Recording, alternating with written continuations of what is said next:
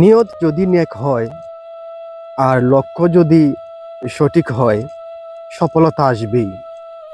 সম্মানিত সুধী, যে যেখান থেকে আমাকে দেখছেন সবাইকে জানাচ্ছি সাদর সম্ভাষণ। আমরা আসলে আমাদের জীবনের লক্ষ্যকে সঠিকভাবে সেট করতে পারি না।